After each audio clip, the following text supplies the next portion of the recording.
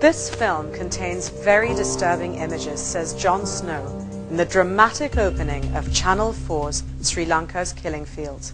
Yes, we agree, disturbing indeed. Doctored footage and deliberate lies are presented as authentic. Numbers are pulled from thin air and presented as fact. Sources are not mentioned, faces hidden, voices distorted. Just like the truth, unmentioned, hidden, distorted. The very title itself represents an outlandish and cynical attempt to evoke memories of the Khmer Rouge. Channel 4 does not claim ownership of any footage, facts or figures, faces or names. Yet to an uninformed audience, Channel 4, Sri Lanka's Killing Fields, could appear to be a great story. It is said that the trust of the innocent is the liar's most useful tool. Thus, the Channel 4 production begs review. It was a harrowing attack against a group of Sri Lankan government ministers, all caught on tape. Government and hospital officials say at least 14 people were killed in the suicide bombing.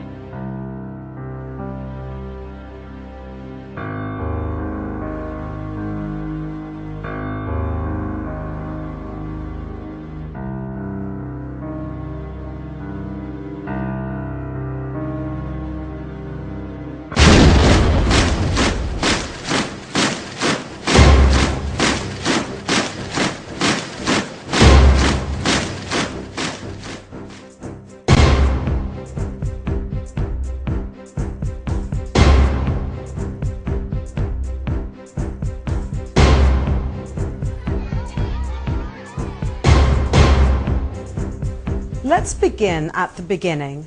Channel 4 shows footage of a protest, a spontaneous demonstration. News that the UN's international staff were leaving spread quickly, and crowds of frightened Tamil civilians besieged the UN base. That's what they would like us to believe. Civilians are shown outside a UN office pleading with personnel not to leave. Have compassion, stay and watch. Let's shed some light on this. Was it all spontaneous though? ஒவ்வொரு தொழிலுக்கும் ஒரு சங்கம் இருக்குது. அதுபடியே எங்களை சங்கத்தால் நாங்கள் விடிய கடை திறக்க வரும்போது எங்களை சங்கத்தில் சொல்லப்பட்டது எல்லாரும் சந்திக்குவாங்க. நாங்கள் ஒரு யூஎன் நிறுவனம் வெளியேறுது. அவையே நாங்கள் இங்கிருந்து போகாமல் தடுத்து நிறுத்தணும்னு சொல்லி அதான் நாங்கள் அன்றைக்கு நாங்கள் போகணும். சங்கம் சகல சங்கம் இயக்கத்தோட தான் இங்கே நடத்தப்படுது. எல்லாம் இயக்கம் எந்த ஒரு நாங்கள் ஒரு ஊர்வலம் நடத்துகிற என்ன இருந்தாலும் அவங்க செய்யலாது. சகல இதுக்கும் அவங்க நாட்டுப்பாட்டுக்கெல்லாம் இங்கே இருந்தது. அவங்கள என்ன சொல்கிறாங்களோ அவங்க பூட்டண்டா பூட்டணும், துறண்டா திறக்கணும். அவங்களோட சொல்லுக்கு நாங்கள் கட்டுப்படாட்டி நாங்கள் தொழில் நடத்தல. மறுநாள் கடை பூட்டப்படும். நாங்கள் கூட்டத்தில் கலந்து கொள்ளாட்டி நாங்கள் அந்த குற்றப்பணம் செலுத்தித்தான் மீண்டும் தொழில் ஆரம்பிக்கும். எல்லா சங்கம் விடுதலை புலிகள் கட்டுப்பாட்டுக்காக இருந்தது. இன்னைக்கு எங்க சங்கம் முழுக்க விடுதலை புலிகள் கட்டுப்பாட்டுக்காக இருந்தது. எங்களோட வெண்மை சங்கத்தோட ஒப்படைக்க கிளஞ்சி மாவட்டத்தில் 16 சங்கங்கள் இருந்தன. இந்த 14 சங்கங்களும் ஒன்றிணைத்து அவர்கள் சொல்லுவார்கள். எங்களை அப்போ கிளர்ச்சி மாவட்ட பொறுப்பாளர் கலைமானவர்கள் சொல்லி வீரச்சாவட அவர் தான் கிளர்ச்சி மாவட்ட அரசியல் பொறுப்பாளர். அவரை கிளறு பிரதேச ரீதியாக ஒவ்வொரு பொறுப்பாளரும் இருப்பார்கள். அப்போ அந்தந்த பகுதியில் உள்ளாக்கள் கூப்பிட்டாயா இன்றைக்கு நாளைக்கு இப்படி ஒரு ஆர்ப்பாட்டம் ஒன்று செய்யணும் தெரிந்தாலும் கூட அகலை கூட்டிட்டு வாங்குவோம் என்று சொன்னால் நாங்கள் செய்துதான் ஆக வேணும். அது விரும்பியோ விரும்பாமலும் செய்ய வேண்டிய தேவை இருந்தது. அந்த வகையில் தான் யூஎன் நிறுவனம் 150 சங்கத்துக்கு முன்னால் இப்படி வெளிக்கிறாங்க. எங்களை நாங்கள் விட்டோம்னாலையா எங்களுக்கு அரசாங்கங்களை அடித்து சாக்காடி போடும். நாங்கள் எப்படியா அவங்களை மறைக்கணும், நீங்கள் இல்லாமல் பொதுமக்கள் நாங்கள் இல்லாமல் போயிட்டு தான் இந்த 150 சங்கத்தில் யூஎன் நிறுவனத்தை முற்றிட்டு போகணும் கலந்து கூட நாங்கள். Stage managed. That's the term that Channel 4 ought to have used, but did not. Channel 4 fails to mention that Tamil UN staffers and their families were held hostage by the LTTE.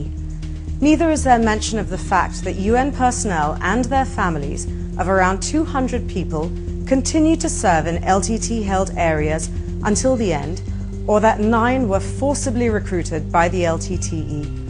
Channel 4 gives us numbers, interesting ones.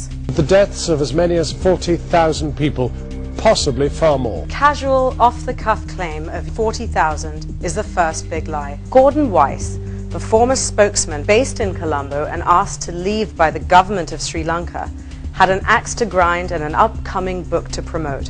Upon his resignation from the UN, and in his personal capacity, over 1 year after the end of the war, Gordon Weiss says 10,000 to 40,000.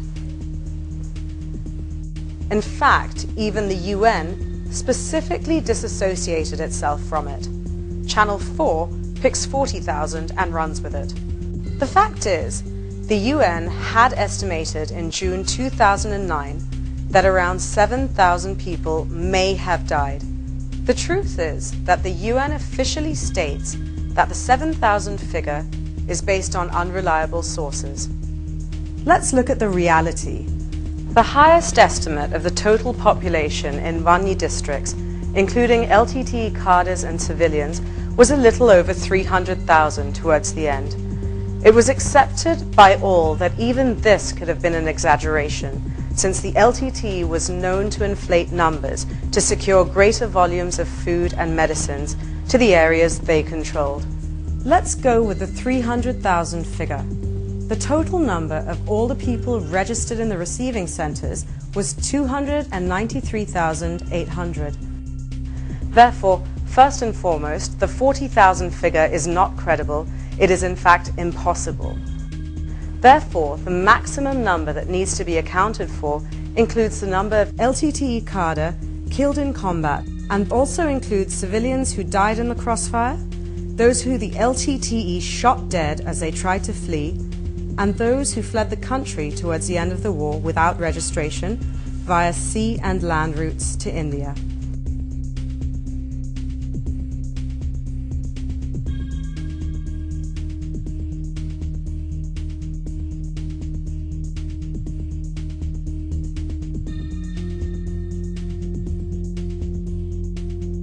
It has to be mentioned that during the humanitarian operation in the Vanni, 4,679 security force personnel were killed in action and over 26,417 wounded and maimed. The fact is that all estimates of deaths during this period were purely based on figures reported by the LTTE Voice of Tigers and by government doctors still based in the Vanni and held hostage. They're now free to talk. Let's listen. The media people always, they like to contact doctors in the hospitals, and at the same time LTT also threaten to doctors to give the information outside. So sometimes they are coming with a list of numbers, casualty numbers and death numbers. They ask to give the details. Not only me, myself and Dr. Varadarajan and Sanmaraja, all three were requested during that time. We were in the LTT control area. When the LTT told like that, we have to tell, we have to do.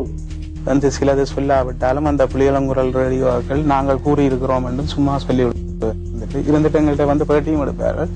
ஒன்றும் சில நேரம் கொடுக்காவிட்டாலும் சில நேரங்களில் இப்படி இவர் கூறினார் என்றும் சொல்லிவிடுவார். It was not only about distorting figures. The lie had to be dressed up. Channel 4 dressed it up with a cast of characters. Vani Kumar was a young English Tamil woman who had left London to spend 6 months with relatives in Sri Lanka. Vani Kumar was a full-time and active member of a terrorist organization. She in fact arrived in Sri Lanka on the 28th of February 2008. She worked in a terrorist cell in London and fronted as the UK Tamil Youth Organisation leader. One of the surrenderees, a colleague and another key operative in the LTTE's international unit under Castro, knew her well. Gnanakumaran போட்டு அவள் எங்களோட நின்றவா இயக்கம் எங்களோட நின்றா அவள் இயக்கம் 2008ஆம் ஆண்டுக்கு முதல் அவள் லண்டன்ற டிவைஓ இந்த லண்டன் டிவைஓன்ற லேடிஸ் கோஆர்டினேட்டராக இருந்தவா. இப்போ இந்த அவள் இங்கே அவள் இங்கே வன்னிக்கு வந்தா 2008 ஸ்டார்டராக வந்திருக்கணும். ஒரு மாதம் பயிற்சி எடுத்தவா அவளுக்கு அந்த முதுகு ஒரு ஆக்சிடென்ட் ஒன்று லண்டன் ஆக்சிடென்ட் தான் முதுகு எலும்பு டேமேஜ் என்றதில் கார்ட் ட்ரைனிங் ஒன்றும் இல்லை ரைவல் ட்ரைனிங் எடுத்திருந்தவா. ரைவல் ஷூட் பண்ணதெல்லாம் தெரியும். ஷூட் பண்ணி இது சோதியா படையினரா அவளுக்கு பதிவு இருந்தது. கஸ்டோனேட்ட லேடிஸ் குறைவண்டதில் அங்கே எங்கள்கிட்ட இது இல்லை, ராதா படையினே லேடிஸ் இல்லை. அப்போ சோதியா படையினர் பதிவு இருந்தது. நான் நினைக்கிறேன் சோதியா படையினி 3rd இலக்கம் நான் இருந்தவாக்கு இயக்கம் எல்லாருக்கும் அந்த பேரை பயன்படுத்தினோம்னா 3rd இலக்கம் மட்டும் தான் பயன்படுத்தேன். அப்போ சோதியா படையினி 3rd இலக்கம் குப்பியும் பாவிச்சோம், குப்பி பாவிக்கிறவா கஸ்டோனேண்டியாக்கள்